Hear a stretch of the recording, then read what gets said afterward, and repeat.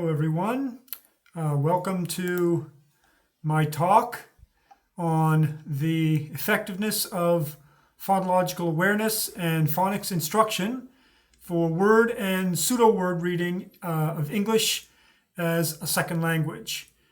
Thank you for attending, and I hope you can get some benefit from your attendance.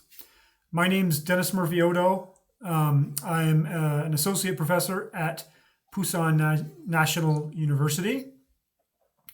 So I'm just going to jump right into the talk. And I'll start with some introduction, some background introduction. We can see teaching English learners phonological awareness and phonics to decode unfamiliar printed text is a very important step in fostering their English ability. This is kind of a newly recognized thing. You know, we realize now how important phonics and phonemic awareness is, right? Especially for beginning readers. And phonics-related skills are vital to second language reading, but they've traditionally been neglected, right? Barbara Birch points this out, that, you know, traditionally our discipline has been more oriented towards more kind of whole language views of reading. And as a result, we haven't paid enough attention to phonics as first language reading researchers have.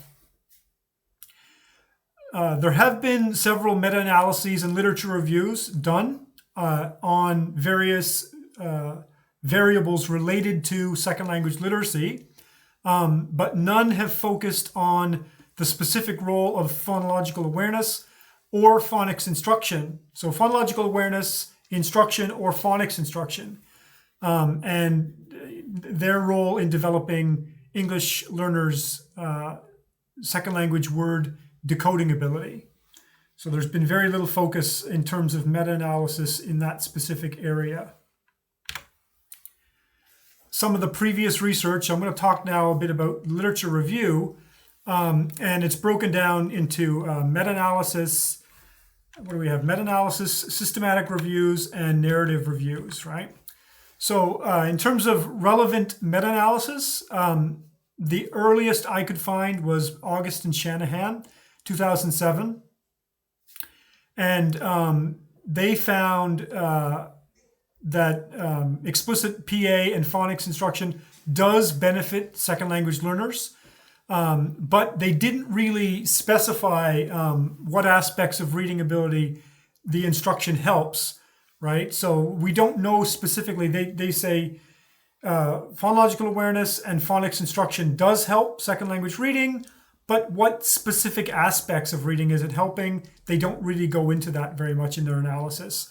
And the other kind of shortcoming is the analysis only has 5 studies. So it's a very kind of limited number of studies because, you know, partly due to when it was done, right?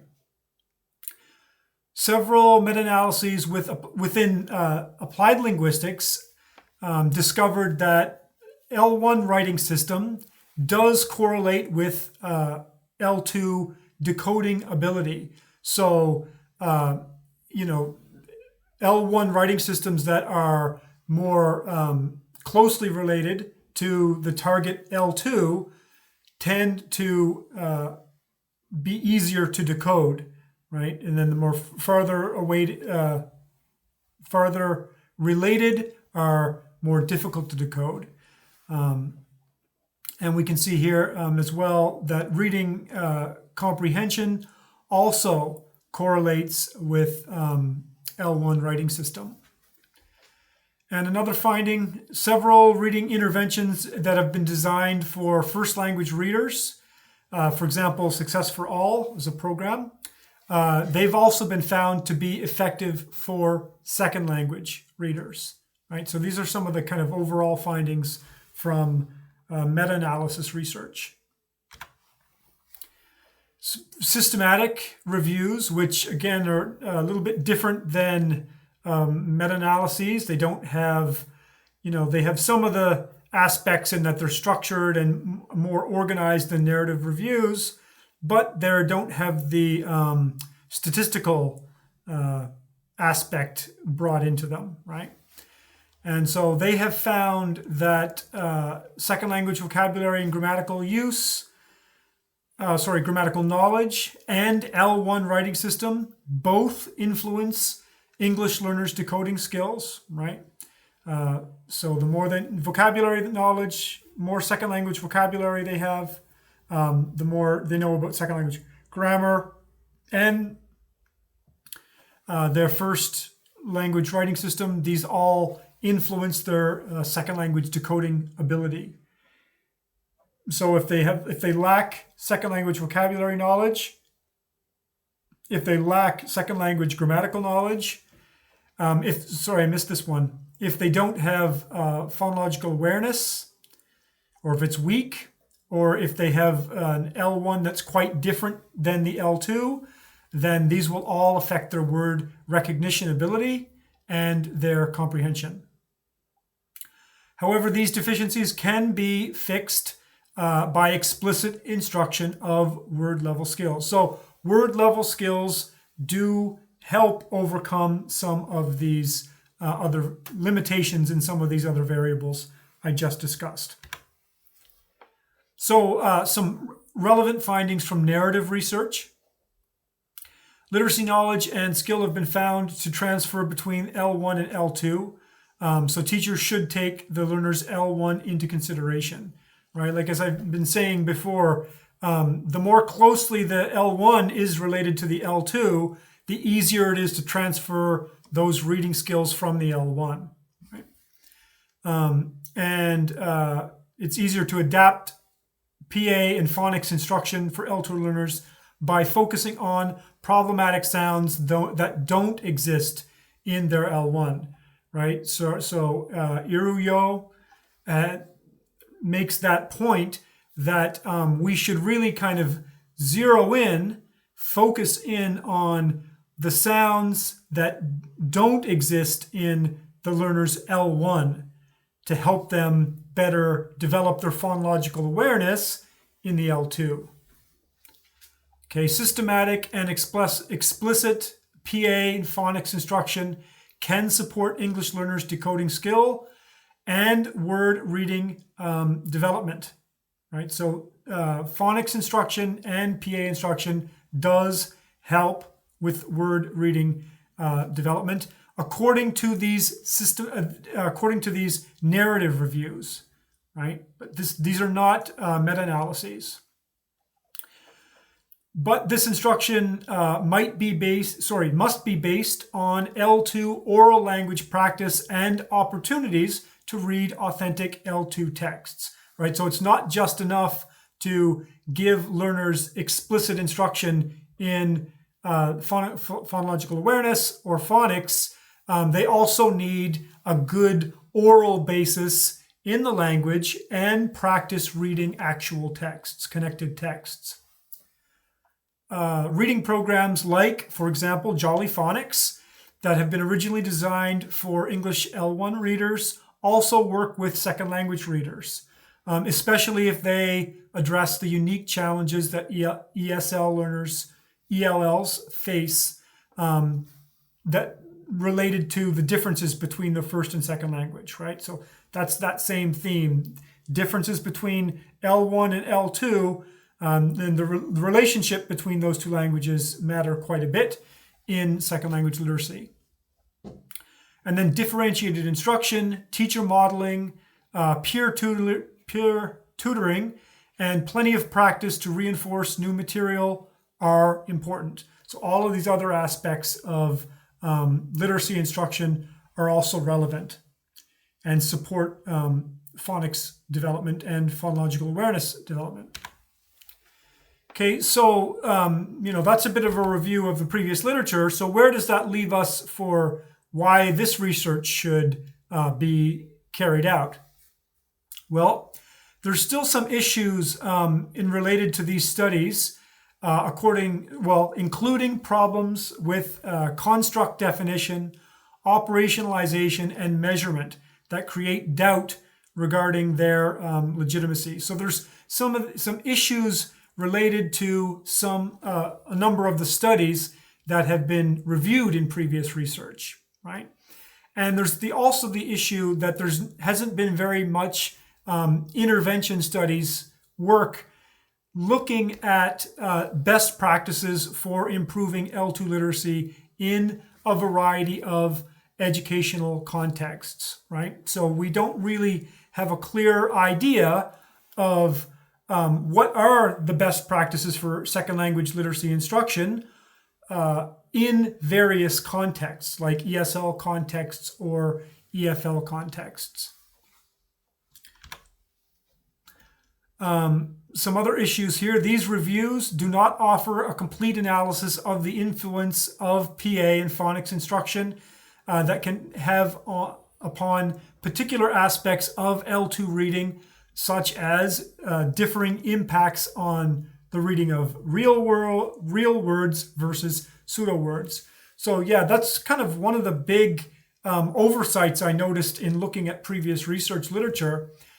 They don't really drill down to that kind of level of specificity. The best they do is second language literacy generally, second language reading generally, or maybe word recognition.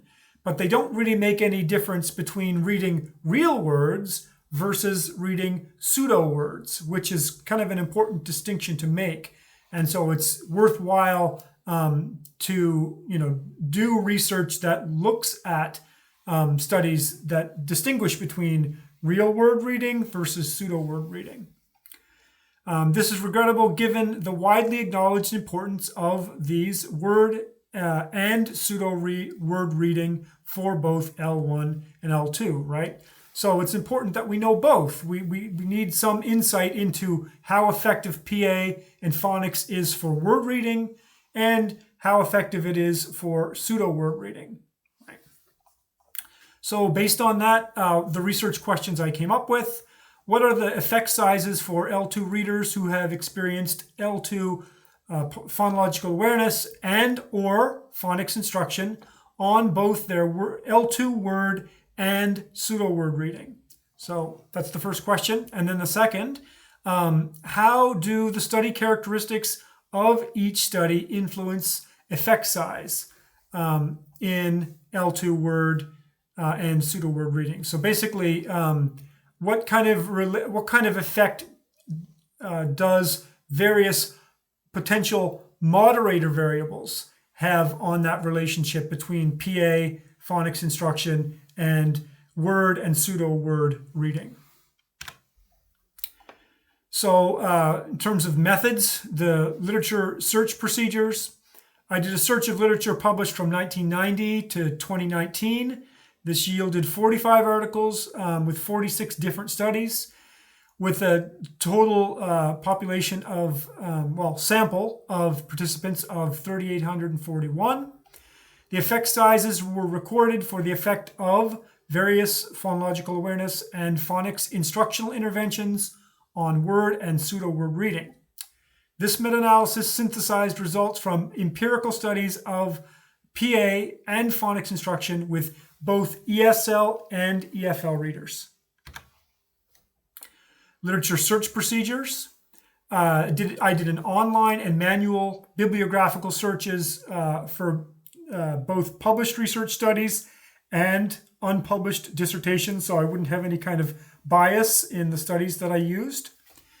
Online database searches were performed using Academic Search Premier, linguistics and language behavior abstracts, Web of Science, ERIC, PsycInfo, Google Scholar, EBSCO, and ProQuest dissertation and thesis. Some of the search terms that I used: immigrant, ELL, ESOL, ESL, English second language read, EFL, foreign language read, L2 read, and variants, you can see with the asterisks, second language literacy, foreign language literacy, and L2 literacy. These terms were cross-referenced with various keywords, including reading intervention, reading instruction, phonics, phonemic phonological awareness, letter sound knowledge, alphabet principle, decoding, letter knowledge, and word recognition. in terms of the inclusion and exclusion criteria in the studies, for participants, both ESL and EFL learners were included. English first language learners were excluded from the analysis. Studies of students beyond middle school age were excluded. I thought it was too different between adults and younger learners. Students with learning disabilities were also excluded. In terms of design, languages, research that was done in languages other than English was excluded. Other outcome variables, such as spelling or any other kind of variables, were excluded. Statistics, the studies needed to include means, standard deviation, numbers, p-values, etc. All of the statistics I needed to calculate the effect size were needed. And then independent variables had to be phonological awareness and or phonics instruction. And the dependent variables had to be a measure of either word reading or pseudo word reading.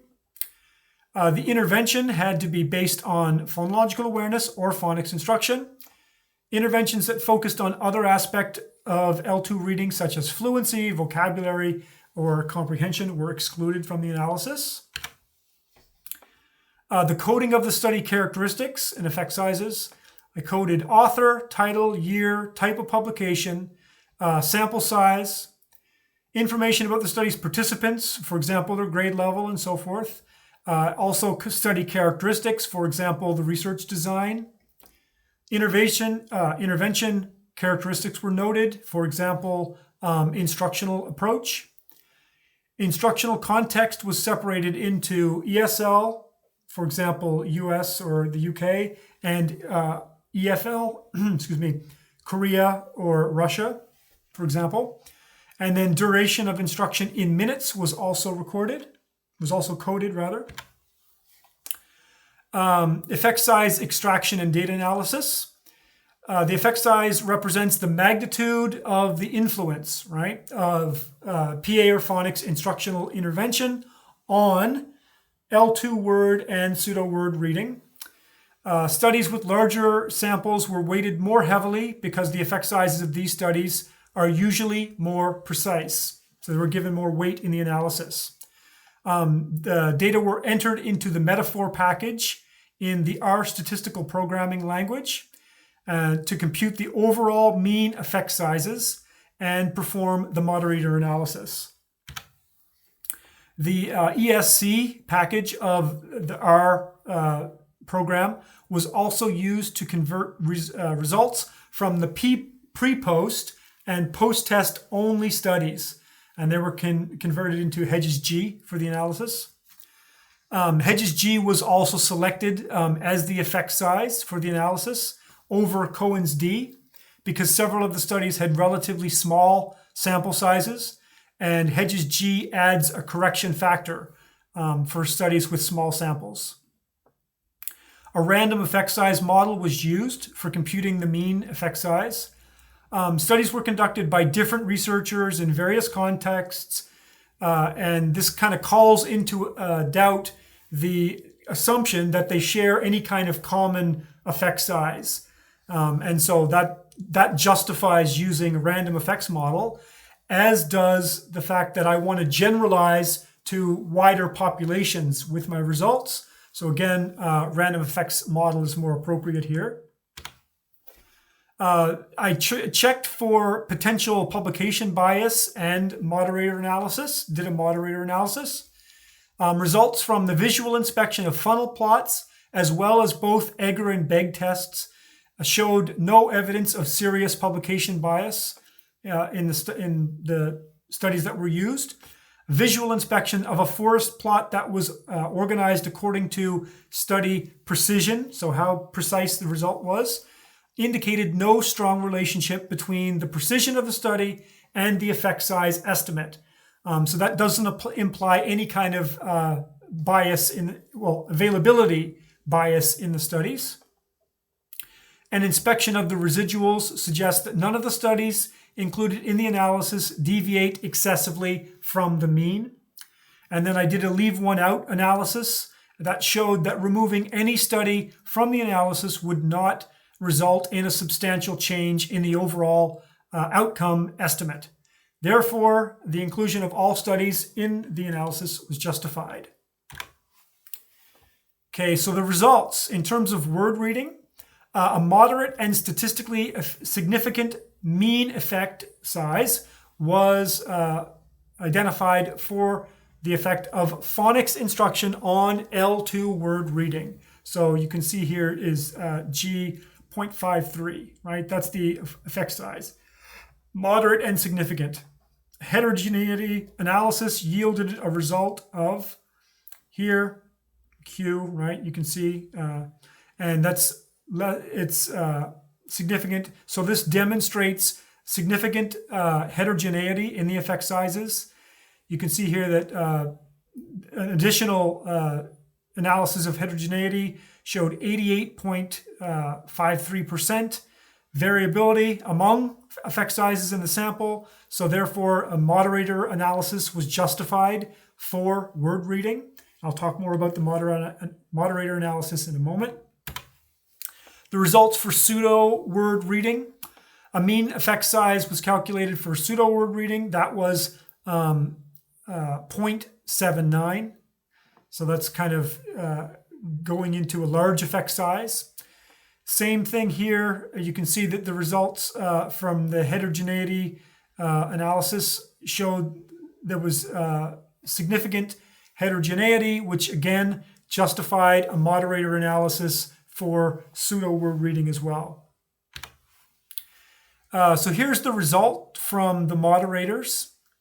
If you like, you can maybe pause this if you want to have a look at the statistics. I'm not going to go through them, the results in too much depth, other than to point out that there are significant differences among all of the moderators.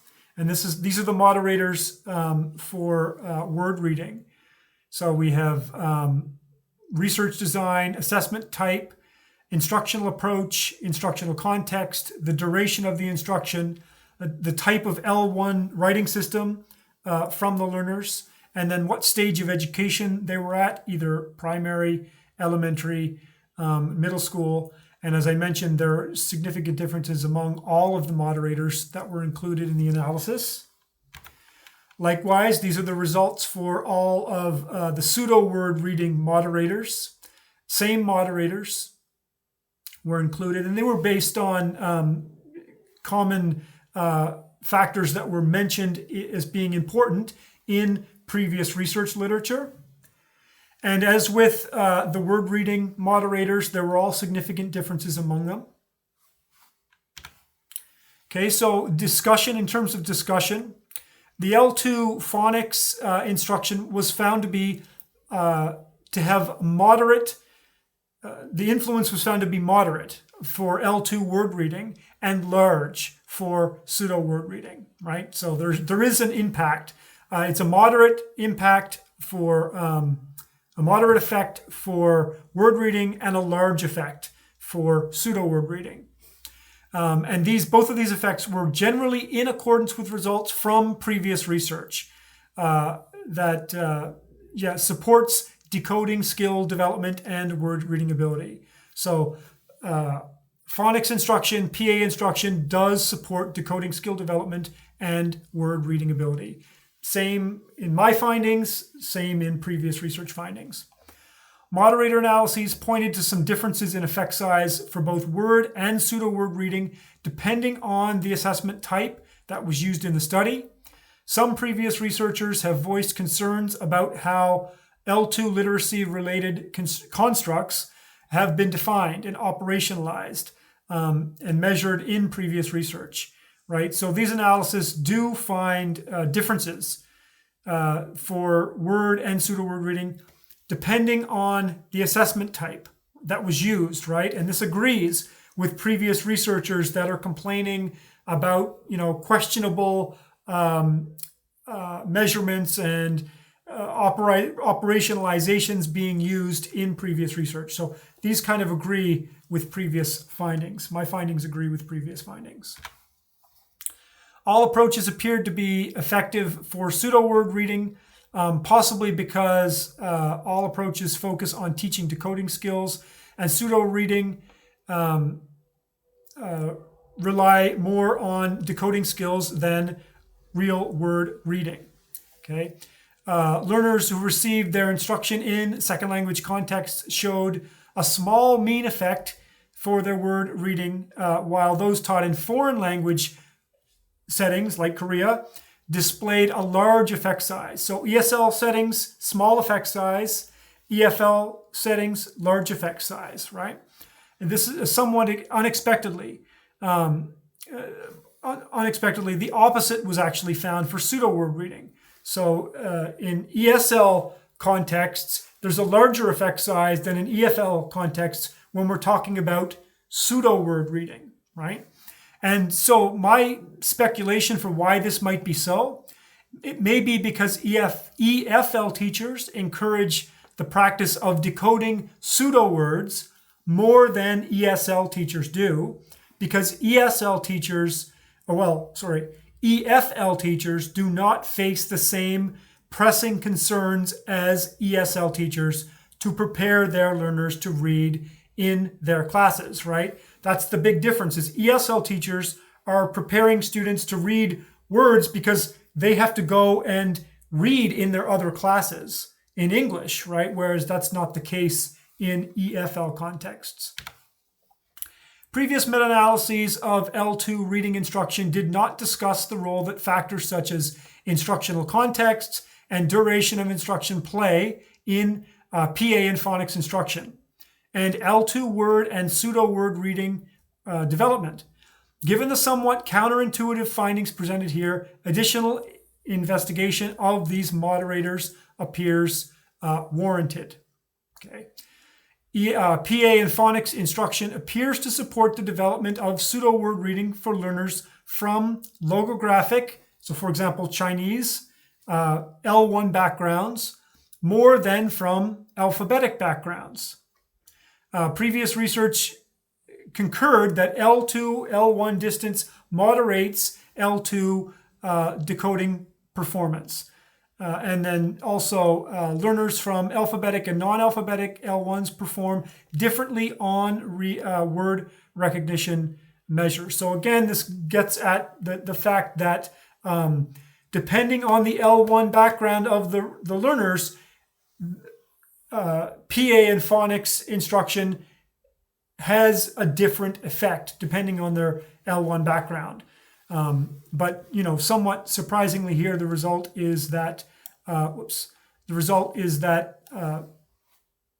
logographic L1 backgrounds seem to perform better than those, to benefit more than those from alphabetic L1s. But that might be because alphabetic L1s transfer so much more literacy skills from their alphabet anyway, so they don't need to benefit as much from the instruction. Literacy skills transfer between L1 and L2, but teachers may still need to tailor their PA and phonics instruction to teach the specific phonemes that are absent from the learner's first language, as I mentioned back at the beginning. So it's probably better off to focus in on the specific sounds that learners don't have in their first language when you're trying to teach PA to those learners and phonics. Policymakers. So how can we use this information? Policymakers should consider providing beginning learners with English as a second language with phonics instruction. That's the big takeaway. Phonics instruction is beneficial here, right? So policymakers should do it. Likewise, reading teachers who are less knowledgeable about phonics instruction should seek training. So teachers should learn more about how to teach phonics because it works, it's helpful, right? This meta-analysis has also exposed some possible issues with the current research base that suggest some caution when interpreting these results. So there's potential concerns about the quality of some of the studies. They're not, some issues with that. There's missing information about background learners' characteristics, the experimental intervention, what assessments were used, makes it really difficult to judge the quality of the studies. Some studies were technically non-experimental because either they didn't have a control group or they weren't pre-post test studies. They didn't have a pre-test, they just had a post-test. So that's not really a good experimental design. A wide variety of assessments were used, making it difficult to compare them. So, generally in the studies, they didn't typically use the same kinds of assessments. So it's kind of comparing apples and oranges. Now, pointing out these weaknesses in the existing research doesn't mean that the studies, are not without value, because, all social science research, all research in general, has shortcomings. But it's something that we have to be careful, about designing well-designed studies going forward so that we can put together kind of tighter meta-analyses which draw more confident conclusions. So that's the presentation. I say thank you very much for watching, and I hope you enjoy the rest of the conference. Thank you for your time.